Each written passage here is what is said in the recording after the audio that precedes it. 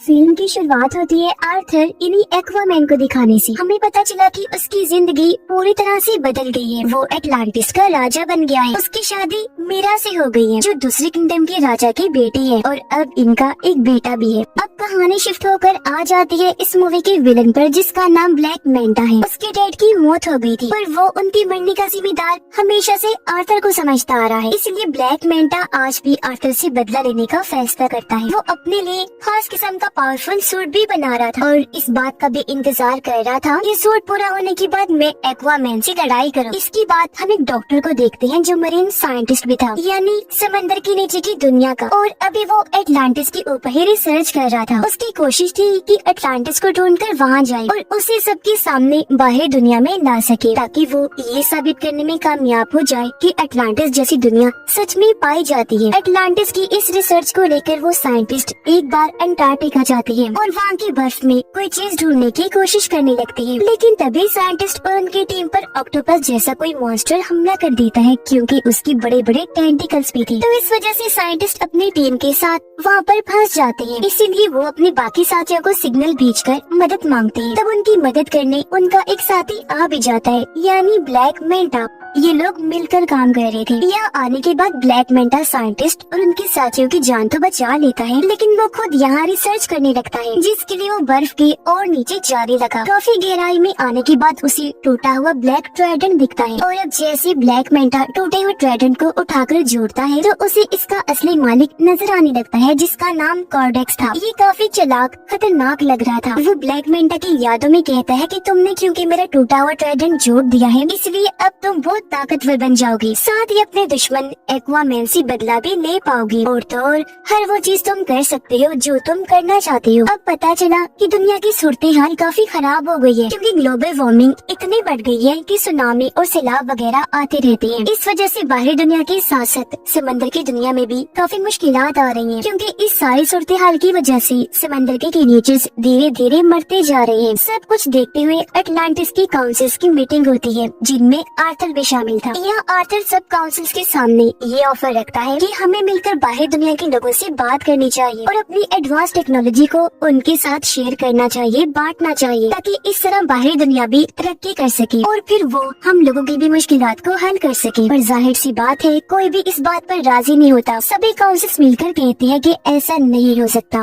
उधर ब्लैक मैंटा का सूट पूरी तरह तैयार हो गया था और अब वो ये चाह रहा था कि मैं किसी तरह एटलांटिस में घुसकर ओरिकेल्कम को चुरा लूं। अब ओरिकेल्कम एटलांटिस किंगडम में पाया जाने वाला एक तरह का मेटल है, जो बिल्कुल पेट्रोल की तरह काम करता है। इसके अलावा भी ओरिकेल्कम के बहुत फायदे हैं। तो अब ओरिकेल्कम को पाने के लिए ब्लैक मैंटा अपनी टीम के साथ एटलांटिस में घुस जाता है और वहाँ पर हमला कर देता है। अब उसकी तबाही को देखकर मीरा उसे रोकने के लिए ब्लैक मैंटा के पास जाती है, पर क्योंकि ये नया पावरफुल सूट पहनकर वो काफी ताकतवर बन गया था, इसीलिए मीरा पर ही हमला करके जख्मी कर देता है, जिससे वो बेहोश हो गई। ब्लैक मैंटा दोबारा से मीरा के पास आया। इससे पहले वो कोई और हमला उस पर करता, यहाँ आर्थर आ जाता है। अपनी वाइफ को बचाने के लिए वो अपने दुश्मन ब्लैक मैंटा से लड़ने लगा और इस इनके जबरदस्त लड़ाई होने लगती है। लड़ाई के दौरान ब्लैक मैंटा की टीम उसे सिग्नल भेजती है, जिससे वो समझ गया कि मेरी टीम ने ओरिकेल्कम ढूंढ लिया है। इसका मतलब कि अब वो वापस जा सकता है। तो इसीलिए लड़ाई को बीच में ही छोड़कर वो यहाँ से निकल गया। सही सलामत भागने में भी कामयाब हो जाता है। अब मीरा की हालत काफी खराब थी, जहाँ तभी उन दोनों के पास आर्थर की मोम आई। आर्थर की मोम उसे कहती है कि ये बात काफी सोचने वाली है कि अगर ब्लैक मैंटा सच में इधर एटलांटिस में ओरिकेल्कम को ही लेने आया था, तो फिर तो यकीनन कुछ बुरा होने वाला है। जब ये सुनकर आर्थर अपनी मोम से कहता है तो फिर इस मामले में हमें मेरे भाई ऑर्म की मदद चाहिए होगी। पर क्यों? तो आर्थर जवाब देते हैं क्योंकि मेरा भाई ऑर्म एटलांटिस के साथ साथ ओरिकेल्कम के बारे में भी काफी अच्छे से जानता है। वो एटलांटिस की पूरी तारीख के बारे में जानता है। ये सुनकर आर्थर की मोम कहती है पर ऑर्म तो एक दूसरे किंगडम फिशरमैन की जेल में कैद है, तो फिर भला वो कैसे आ सकता है? जिस पर आर्थर जवाब देता है मैं खुद फिशरमैन किंगडम जाऊंगा और जेल से ऑर्म को छुड़वा कर ले आऊंगा। उसने ऐसे किया, वो सीधा फिशरमैन की जेल में पहुंचा। जल्दी ऑर्म को ढूंढ भी निकालता है, ऑर्म को लेकर वहाँ से बाहर आ जाता है। पर इससे पहले वो यहाँ से निकलते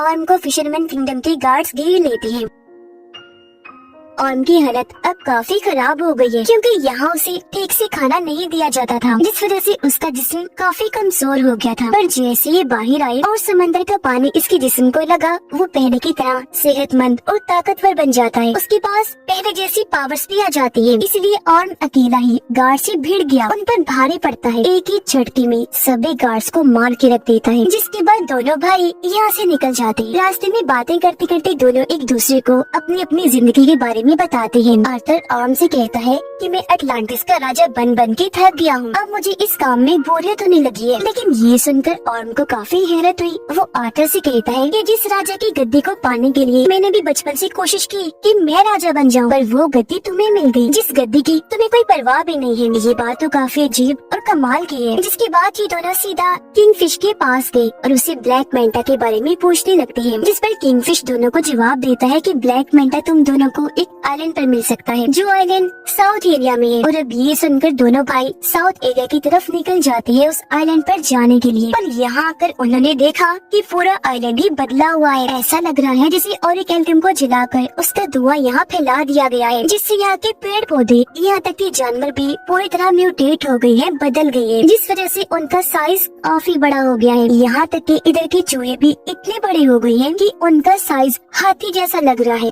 साइंटिस्ट दिखाया गया जो इस वक्त ब्लैक मेंटा के ठिकाने पर होता है। यह साइंटिस्ट जब कोडेक्स के टूटे हुए ब्लैक ट्राइडेंट को देखता है तो बिना सोचे उसे पकड़ लेता है, और अब उसे छूते ही साइंटिस्ट को भी अपने दिमाग में कोडेक्स दिखाई देने लगता है, जो साइंटिस्ट को भी गलत काम करने के लिए कीड़े लगा, जैसा उसने ब्लैक मेंटा को कहा था। पर तभी यहाँ ब्लैक मेंटा आ गया। वो साइंटिस्ट के हाथ से ब्लैक ट्राइडेंट लेते हुए कहने लगा, साइंटिस्ट जी आप जानना चाहती थी ना कि मेरा मकसद क्या है, तो सुनो। मेरा मकसद ये है कि मैं आर्थर और उसके पूरे खानदान को खत्म कर दूं, और अगर ऐसा करने के लिए मुझे किसी शैतान से भी डील करनी पड़ी तो मैं इसके लिए भी राजी हूँ। तभी हमने देखा कि ब्लैक मेंटा के इस ठिकाने को ढूंढते हुए यहाँ आर्थर और ऑर्म भी आ जाते हैं, जो आते ही साइंटिस्ट से मिले। वो क्योंकि समझ गया था कि आर्थर और ऑर्म अटलांटिस से आए हैं, तो वो उन्हें बता ही देता है कि उसका मकसद अटलांटिस को भी बर्बाद करने का है। इसी के साथ साइंटिस्ट दोनों को ब्लैक ट्राइडेंट के बारे में भी बता देता है, और ये भी कि जैसे उसे छुआ जाए ट्राइडेंट के मालिक कोडेक्स की यादें दिखाई देने लगती हैं। इनकी बात चल ही रही थी कि तभी यह ब्लैक मेंटा की टीम के लोग आर्थर और ऑर्म पे हमला कर देते हैं, लेकिन ये दोनों ही भाई मिलकर बहादुरी से उनका मुकाबला करने लगे। ये उनको काफी बुरा मार रही थे कि तभी यह ब्लैक मेंटा आ जाता है, वो भी अपना पूरा सूट पहने हुए, और वो इन दोनों से लड़ाई करने लगता है। लेकिन इस बीच ऑर्म गलती से उस ब्लैक ट्राइडेंट को पकड़ लेता है, जिस वजह से उसे भी कोडेक्स की यादें दिखाई देने लगती है। तो ये सब होने की वजह से कुछ देर के लिए ऑर्म का लड़ाई पर से ध्यान हट जाता है, जिसका फायदा उठाकर ब्लैक मेंटा उस पर हमला कर देता है। वो जवाबी हमला ना करने की वजह से काफी जख्मी हो गया, और अब ब्लैक मेंटा इस तरह दोनों से लड़ता है कि वो इन पर भारी पड़ने लगा। अब जब ये लग रहा था कि ब्लैक मेंटा दोनों को ये मार देगा, तो तभी यहाँ मीरा के डैड आ गए, इन्हीं राजा, जो आकर दोनों की मदद कर देते हैं और इन्हें निकाल कर भी यहाँ से ले जाते हैं। यहाँ से काफी दूर जाने के बाद ये एक महफूज जगह पर आ गए, और यहाँ उन लोगों को ब्लैक ट्राइडेंट के बारे में सब कुछ बता देता है।